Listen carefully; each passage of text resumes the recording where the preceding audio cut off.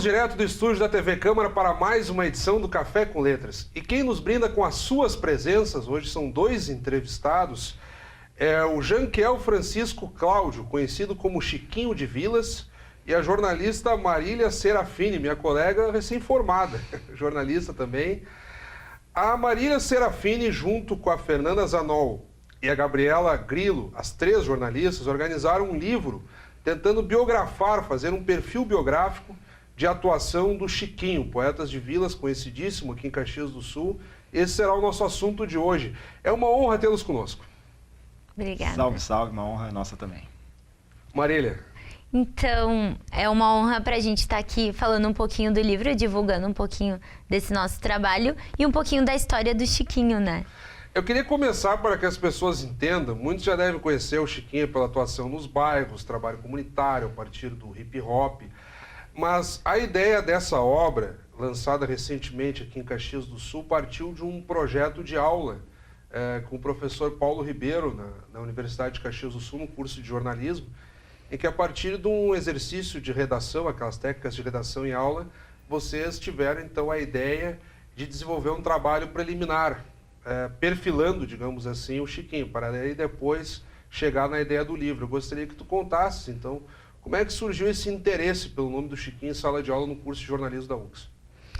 Então, a princípio éramos só nós três nessa cadeira do Paulo, e aí a gente tinha a ideia de escrever um livro. Não que a gente fosse publicá-lo, mas a gente queria que fosse algo interessante que talvez mais futuramente virasse um livro. E aí o Paulo, que conhecia a história do Chiquinho, e apresentou ela pra gente. Aí a partir de encontros com ele, ele ia nas nossas aulas, contava as histórias dele, nos mostrava materiais, até o TCC dele. Ele nos trouxe, nos presenteou com um pouco da história dele, fotografias, as músicas. E aí tudo foi material que a gente foi agrupando e separando. E aí a gente conseguiu ir contando aos pouquinhos a história dele, né? Para não sair daquele termo, Janquiel Francisco Cláudio, então vou chamar de Chiquinho, como tu és conhecido realmente, eu gostaria de começar já pelo mote do livro. Sempre há aquele chavão que a política se aproveita muito, de que a educação é o caminho, temos que investir na educação. De fato mas só que o livro ele vai além dessa ideia da educação simplesmente como um discurso de salvação. Tu colocas, de fato, na prática, a partir da tua experiência pessoal, como foi possível acreditar numa formação, primeiro, evidentemente, na escola, depois acadêmica, e tu continua, apesar de toda a dificuldade financeira, principalmente na infância, o estudo tem sido a tua saída e, a partir disso, também consegues praticar a tua arte. Como é que foi acreditar nessa possibilidade da educação para além de um discurso, como muitos fazem?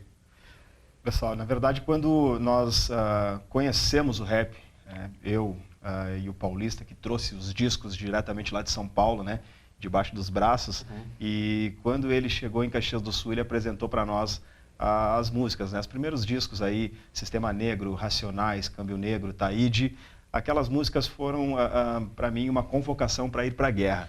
Nós estamos falando de rappers dos anos 90, basicamente. Exatamente, né? Os primeiros que surgiram lá em São Paulo, então ele, por ser de lá, trouxe para nós. Claro. E aquilo, então, para mim, foi a bússola. Naquele período, né, eu tinha abandonado os estudos.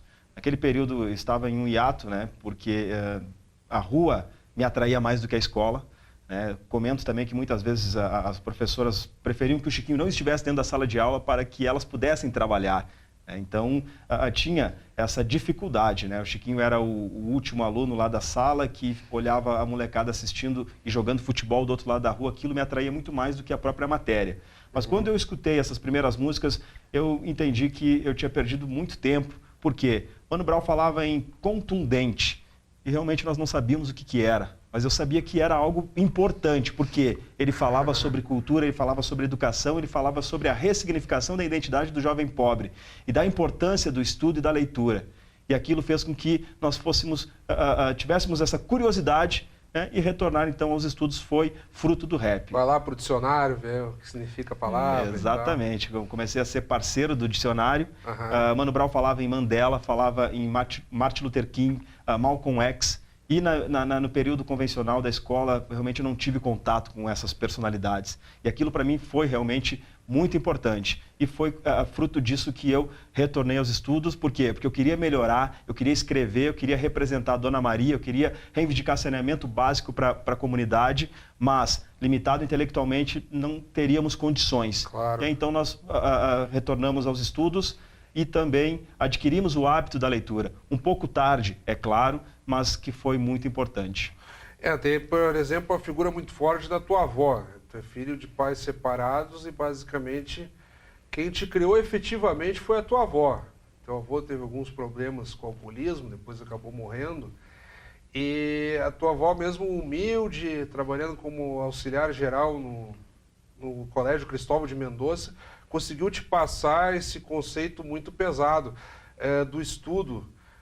Mesmo lá, morando na zona do cemitério, lá no bairro Marechal Floriano, ladeando com Beltrão de Queiroz, ela conseguiu uma bolsa e te matriculou no São Carlos, né, inicialmente, e ainda assim tu não te adaptaste muito naquele contexto. Como é que foi, tu citaste esse episódio do primeiro contato com o hip hop, mas como é que foi entender essa perspectiva do que a tua avó queria te passar, que no primeiro momento tu tivesse dificuldades para sacar, vamos usar o termo assim mais direto, o que ela queria te passar?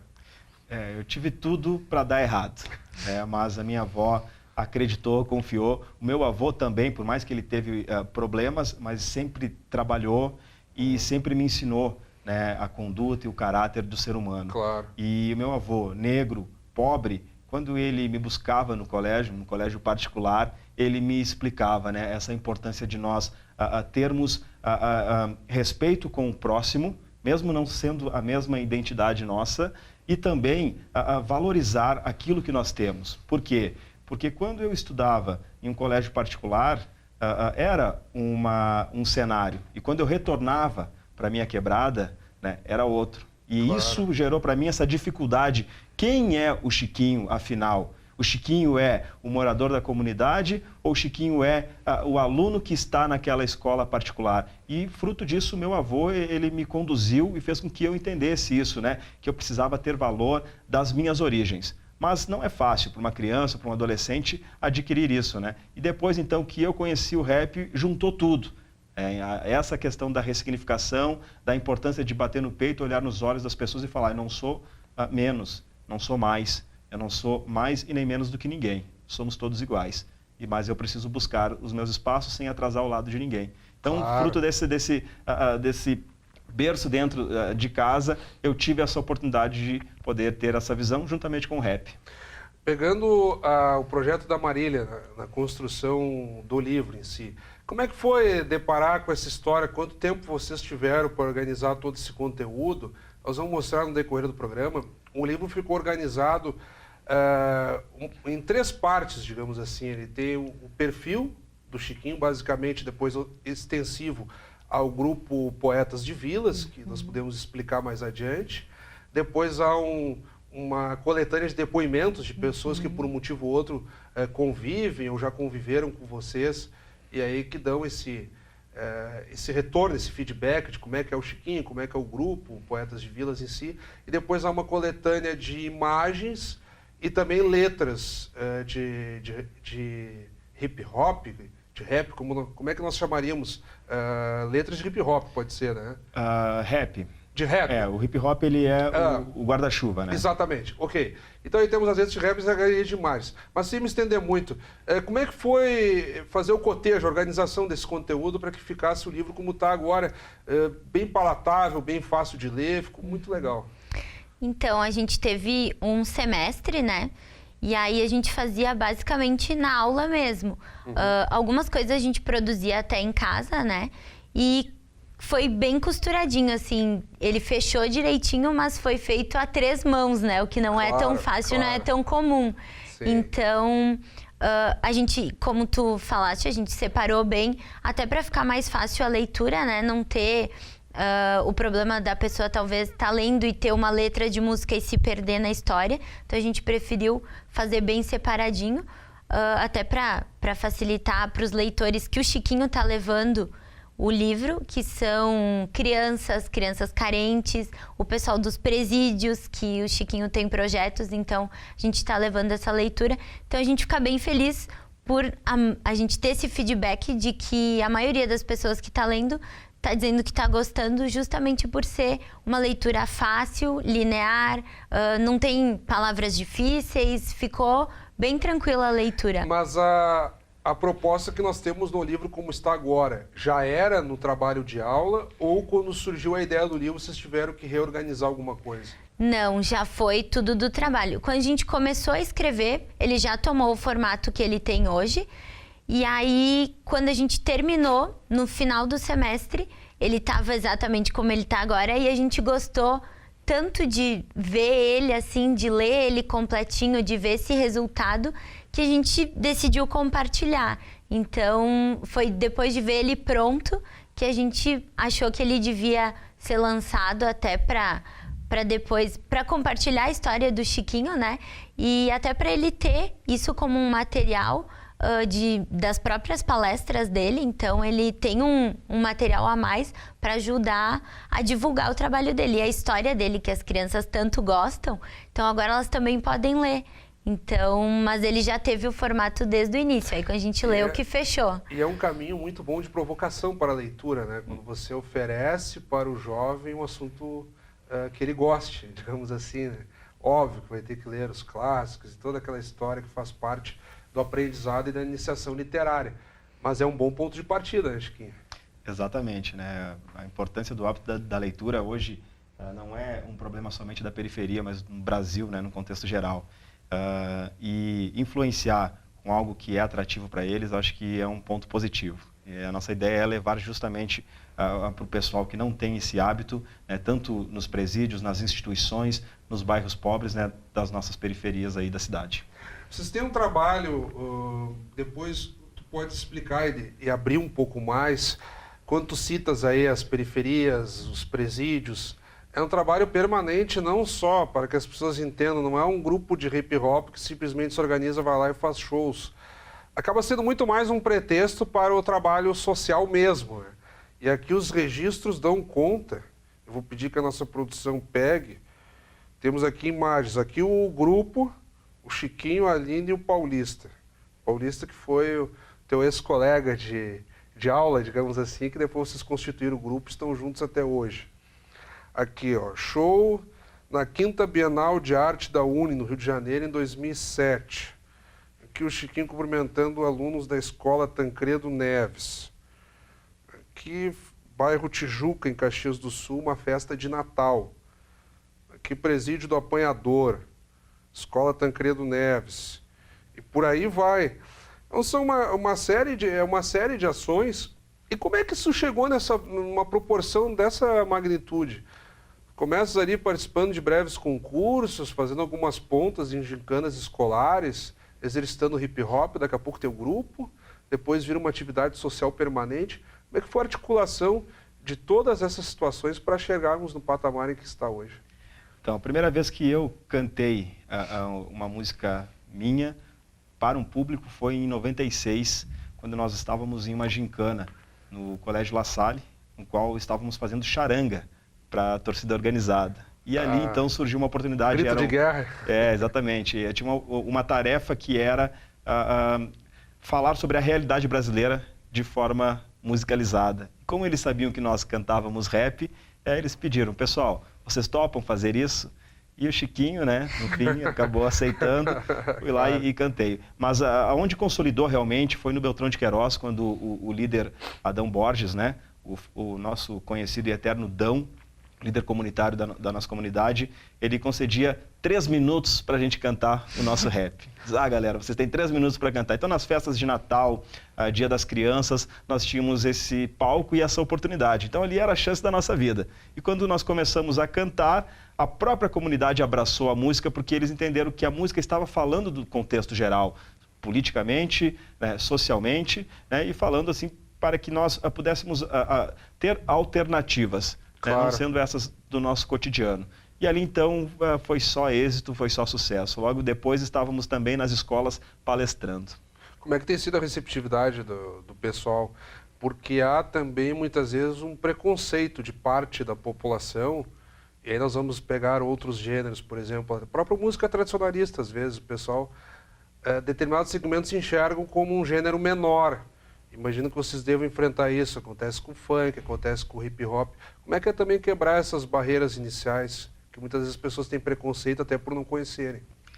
Eu gosto muito de quebrar essas barreiras aí, principalmente nas escolas. Claro. É muito frequente os professores te convidarem para participar de uma atividade, e eles colocam lá 100, 200 alunos, mas aí tem um professor, um diretor, um coordenador que te chama nos bastidores. Aí é que está. Chiquinho, eu gostaria que tu me falasse antes o que tu vai falar para os meus alunos. Sabe como é que é? Hip hop e tal, né? Mas isso é legal, é justamente a preocupação dos professores para com os alunos, né? Eu não vejo problema nisso, claro. E nós não podemos revidar dessa mesma forma duvidosa, né? Então nós temos que explicar e mostrar que nós somos parceiros dos professores, tanto quanto nas comunidades, né, formando essa tríplice aliança entre a escola, a comunidade e a família. Então nós somos um aliado da escola, justamente o slogan do nosso grupo é o estudo é a cura, né? Então nós estamos ali abordando esse contexto, né, justamente para que essa galera tenha essa oportunidade, né, e não aconteça o que aconteceu comigo. Eu tive muita sorte porque consegui interpretar o rap na rua de uma forma importante para mim. E consigo exalar isso também para o restante das pessoas. Mas esse moleque que ouve e adquire aquilo na rua e não tem essa mesma interpretação, se ele não tem uma família dialogando com ele, se ele não tem um professor próximo, de repente ele possa interpretar de uma outra forma e aumentar o índice negativo, né, das estatísticas que nos assombram nas periferias. Como é que tu tens visto esses altos índices de criminalidade, ultimamente, assaltos e tudo mais? Muitas vezes até o pessoal comunica que é um caso de saúde pública, dependentes químicos, e que em muitos casos não vêm de base social humilde, às vezes são filhos de médicos, de famílias constituídas, mas que caem no mundo das drogas, engrossam a criminalidade e muitas vezes vai cair no colo daqueles menos desfavorecidos a culpa pelos índices de criminalidade. Como é que tu enxerga esse cenário pelo qual passamos hoje em dia? Hoje esse problema ele não está só na periferia, né? Hoje Exatamente. Ele já está, não existe mais a localização geográfica, né? É verdade. Nós convivemos com isso há muitos anos, então, mas de certa forma também nos assusta. Quando eu digo cair no colo é no sentido de levar a fama sem ser totalmente responsável por isso, entende? Exatamente. O público fica estigmatizado, digamos assim. Enquanto isso a estatística aumenta, né? O índice do usuário do crack, que eu acredito que as noites de Caxias nunca mais foram as mesmas depois do crack, né? Mas eu vejo a importância muito forte nesse contexto é o sistema educacional. Paulo Freire falava, Rubem Alves falava, e parece que nós não queremos que isso mude, né? Parece que existe alguém que ou torce ou que não quer mudar esse sistema educacional. É tão difícil mudar esse sistema educacional, sabendo que essa nova geração já chega aí com o chip já no seu DNA. Então nós precisamos também trocar esse diálogo, fazer com que a escola seja atrativa, seja atraente, de uma forma lúdica, para conseguir colocar a questão do aprendizado. No momento que nós estamos com essas informações na escola e isso se consolida com uma ponte entre a escola e a comunidade, nós teremos ambientes saudáveis. Mas sem a educação, eu acredito que não adianta, né? E exatamente o que tu falaste a respeito da olhar como um problema de saúde pública. A droga, ela tem que ser vista dessa forma, o usuário precisa ser encaminhado para esse tratamento, mas o melhor de tudo é trabalhar com a prevenção. E quando a gente trabalha com a prevenção, quem sabe aí nós poderemos ter um futuro melhor. Como é que foi para ti, Marília, retratar essas experiências do Chiquinho com bastante dificuldade, de forma marcante, principalmente na fase inicial da vida dele, de forma elegante e também sem tentar agredir, digamos assim, expor demais? Vocês deram o recado, mas sem ser agressivo, digamos assim. Das minhas partes preferidas, que é quando o Chiquinho está fazendo faculdade e ele começa a falar na comunidade que ele vai se formar e o pessoal da comunidade não sabe o que é uma formatura. Nossa, então questiona ele o que é isso, como é que ninguém sabe, e ele decide transformar esse momento, que a gente sabe que é único pra gente, em uma festa comunitária. Então ele abre mão de fazer uma festa só para ele, faz uma festa na comunidade, convida todo mundo para eles verem que é possível um aluno pobre conseguir chegar onde ele chegou, sabe? Então hoje ele já é pós-graduado, faz mestrado, então... Essa costura que tu fazes é muito interessante, porque gera conceito, né? Tu tinhas ali a oportunidade de fazer a colação de grau e a comemoração com qualquer outro, que todo mundo faz, mas ali tu geraste conceito. Para, eu vou usar a minha formatura como uma forma de despertar na comunidade o interesse também. Por que eu também não posso me formar se ele conseguiu? Acho que era mais ou menos isso, né? Exatamente. E eu lembro quando estávamos projetando aí, programando essa festa, gerou essa curiosidade, até mesmo dos meus colegas, tá, mas como que tu vai fazer, né? Na verdade, foi a festa de formatura dentro da comunidade, né? A propósito, formatura em relações públicas, então é nosso colega da área da comunicação também. Exatamente, cara, e até no jornal, logo depois da formatura, né, constava na capa, né, o primeiro evento do Relações Públicas, né, que foi a atividade que eu fiz. Mas foi muito legal. Crianças, colocamos guloseimas, colocamos cachorro-quente, e hip hop, né, não podia faltar. Claro. E 400 crianças, cara, com transporte de todas as periferias da Zona Oeste. Isso lá na zona do cemitério. Exatamente. E aí o que aconteceu? Eu quis fazer um discurso de formatura. E disse, retornem para casa de vocês e contem para os pais que vocês estavam em uma formatura. E isso foi muito legal, foi muito encantador. E o sonho é de que aconteça novas festas de formatura, né? O meu sonho realmente é que essas crianças tenham essa oportunidade, né, de buscar a sua profissão, seja lá qual for. Hoje a gente percebe que muitos jovens vão exercer uma profissão que ainda nem existe. De acordo com a agilidade do mundo tecnológico que hoje acontece, passa muito rápido, né? É verdade. Eles precisam estar conectados, precisam estar ligados, sim, mas ao mesmo tempo, né, a questão dos valores, o diálogo com o pai, isso não pode faltar, né? Isso tem que estar muito próximo. E eles precisam buscar isso, né? Eu falo, vocês são do tamanho do sonho de vocês. Acreditem. É com muita frequência que nós conversamos com jovens e adolescentes, hoje de 16, 17 anos, eles não sabem o que eles querem ser. Eles não sabem qual é o dom ou qual o domínio que eles têm. E, às vezes, eles acabam conhecendo isso quando eles já estão privados da sua liberdade dentro do presídio. Eu descobri que eu sabia desenhar, eu descobri que eu sabia trabalhar com madeira e esculpir madeira. Às vezes, é tarde demais. Claro.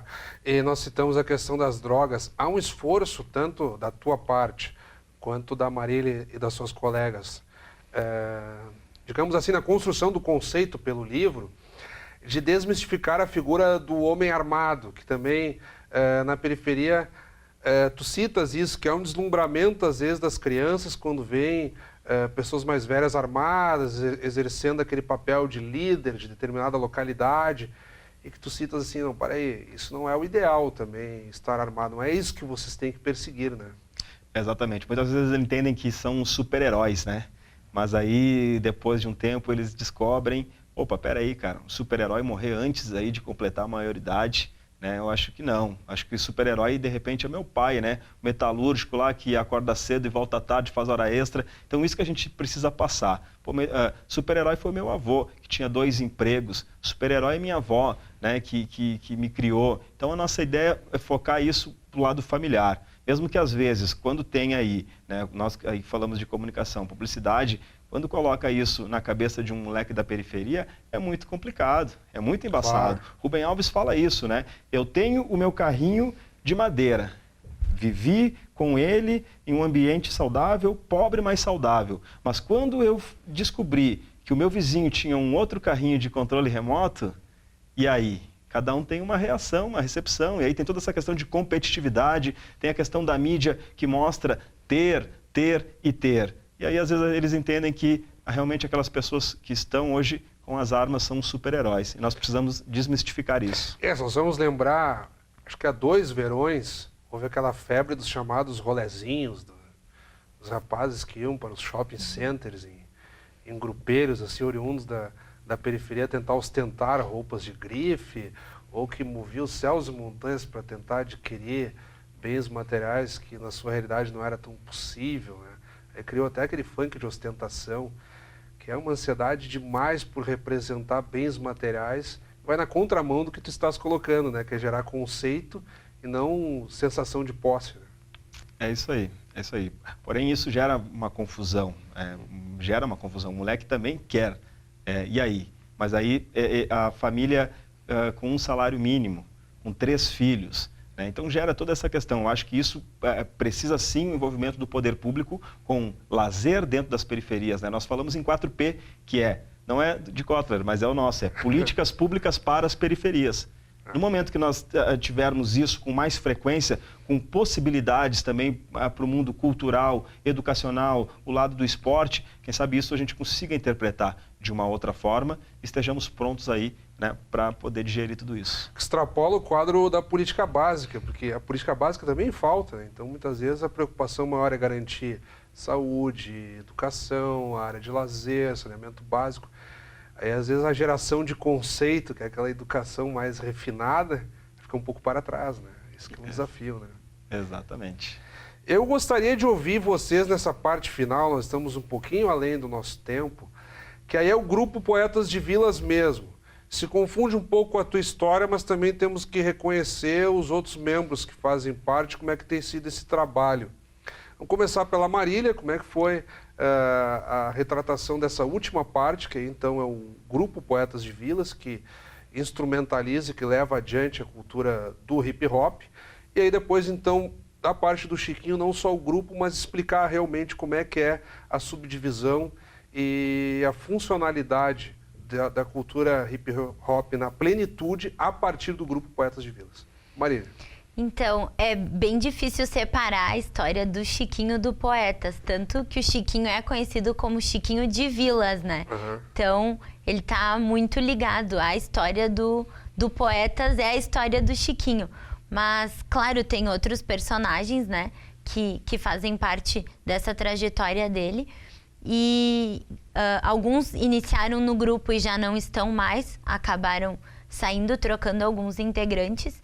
E eu acho que o grupo tem, como o Chiquinho é quem puxa a frente, ele tem a mesma ideologia de vida do Chiquinho. Então, normalmente, quando ele vai nesses projetos, tanto nas escolas quanto nos presídios, o grupo vai junto. Então, tem oficinas de dança, de hip hop, tem as de grafite, que então eles aprendem também um pouco da diferença entre o grafite e a pichação, né? Então, até a fazer rimas, que é uma das que eles mais gostam, que eles são induzidos eles a escreverem o que eles pensam e o que eles sentem, então eles gostam muito. E uma coisa legal do livro que a gente aprendeu sobre o Poetas é que tem uma menina, né? Tem a Aline, que faz parte, e diferente do que a maioria imaginaria que seria talvez uma garota negra, ela é branca. Então, no início, ela sofria o preconceito ao contrário. Ao contrário, né? A comunidade tinha um pouco do pé atrás. O que essa branquinha está fazendo aqui? Ela não é daqui, ela tem outra vida, ela não vai entender. Como é que ela vai falar sobre a nossa realidade se não é a dela? Verdade. Mas a Aline, muito querida, abraçou a causa também com o Chiquinho, né? E nunca deu bola para isso e mostrou que ela tá ali com amor mesmo com o que ela faz, e ela, né? Superou a barreira até dos pais, inclusive. Até você cita ali os ensaios, que às vezes ela não podia ir até a região do Beltrão de Queiroz, tinha que fazer lá no Cinquentenário, que era mais difícil. Aproveitando esse gancho, nós conversávamos aqui, pena que nem tudo vai para o ar, né? As conversas que acontecem antes da gravação e depois do programa. Nós fazíamos aqui um comparativo entre o funk e o hip hop, e o Chiquinho criticava muito o machismo presente em letras de funk, que na perspectiva dele o hip hop também tenta combater. Aproveitando esse exemplo que a Marília ilustra bem, uma menina num grupo de hip hop, e além de tudo ela também não é negra. Como é que é combater esses estigmas que também se criam, inevitavelmente, pela própria cultura popular dos espaços? Cara, o machismo, eu costumo falar que ele é hereditário, né? E eu acho que a construção, ela vai se fazer para a gente combater isso no momento que nós assumirmos. Não, nós somos machistas, mas nós queremos modificar esse cenário. Acredito muito na nova geração. E quando entra essa questão de gênero aí, que aborda o assunto e utiliza a mulher como um objeto, automaticamente eu compro essa briga e digo, pô, estão falando da minha mãe, estão falando da minha filha. Então nós precisamos comprar sim essa briga. É lógico que o funk ele é uma cultura juvenil, ele é também a voz da periferia, nós precisamos entender isso. Agora, nós precisamos também ser coniventes com essa questão do machismo e outras questões aí que abordam de forma explícita e confunde muito a cabeça daquela galera, principalmente da faixa etária, né, que às vezes não tem essa interpretação. Mas que o funk ele é da quebrada, ele é sim. A gente fala também que se o funk é a trilha, o rap é a estrada, né? Ele abrange mais. Hoje o rap consegue entrar pela porta da frente na escola, né?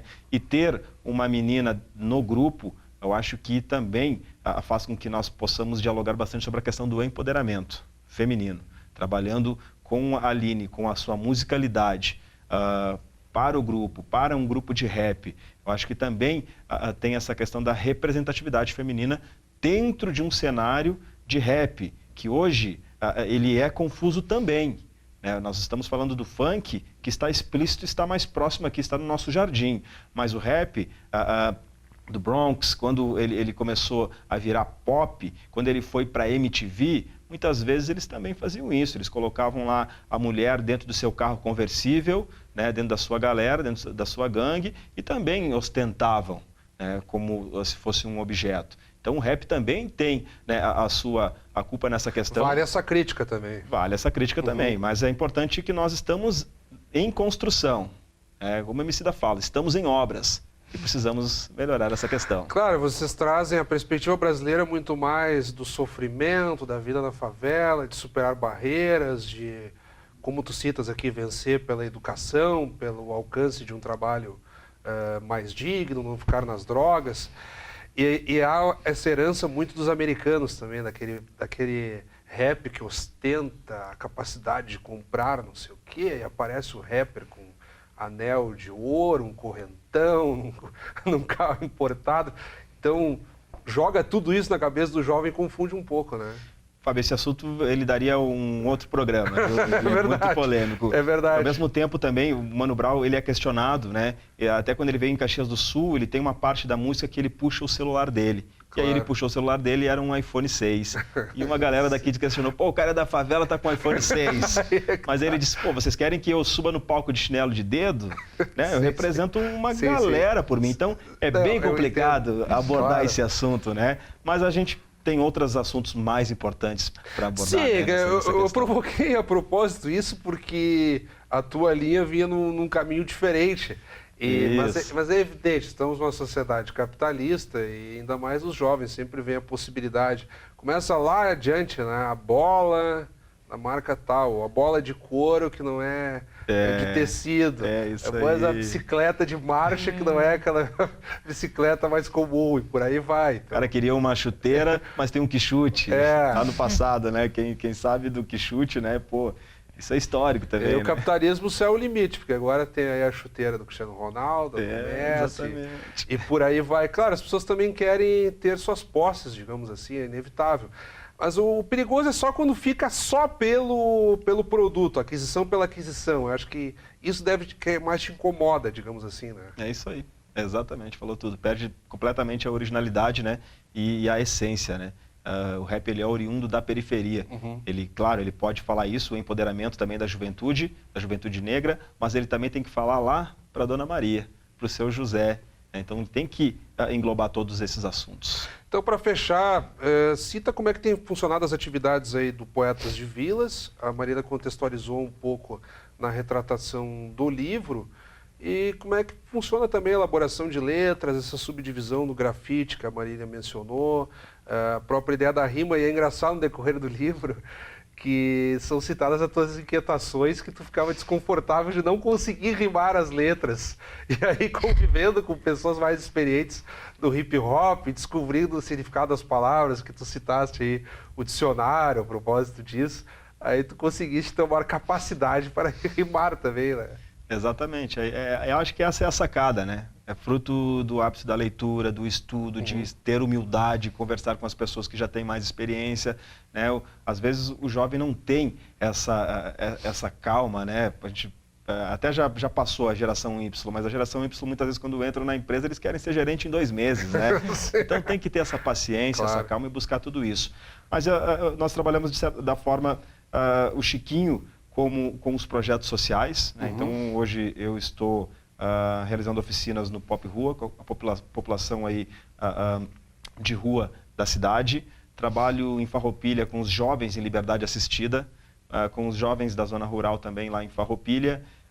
Nas escolas, com as palestras, a palestra O Estudo é a Cura, que é um case contando um pouquinho da história do Chiquinho, e agora nós temos então a obra para apresentar junto, que isso a Marília te deu uma mão, a Marília e as colegas dela te deram uma mão. Estou muito feliz com esse presente, né? Eu canto, recito poesias, e lá na finaleira das palestras a gente sempre tem um retorno positivo, e é justamente isso. A professora me chama num canto e diz: tá vendo aquele moleque ali? Ele é muito difícil dentro da sala de aula, mas ele não piscou o olho com a tua palestra. Sabe? Então colocar essa sementinha aí. E o grupo, né, desde 97, né, com diversas formações, é lógico, o Moa, com o Júnior, com o Tio Pac, que hoje não estão mais conosco, mas são nossos parceiros. Eu, o Paulista e a Aline, né, então estamos na linha de frente do grupo, e agora, em novembro, nós vamos lançar um CD, que também foi financiado aí pelo Financiarte, contando aí toda essa trajetória através da música, né? Com diversos gêneros musicais, não só o rap, para a gente fazer esse bem bolado aí, também para abrir novas portas aí dentro do cenário cultural de Caxias. Então ficas no compromisso de nos avisar quando tiver pronto o CD, para divulgarmos também nos espaços da TV Câmara. Bacana. Nós estamos na reta final do programa. Eu vou pedir que vocês toquem num ponto que não abordamos até aqui, façam suas considerações. Eu vou pedir então que a Marília comece fazendo suas considerações e tu vais encerrar com rap.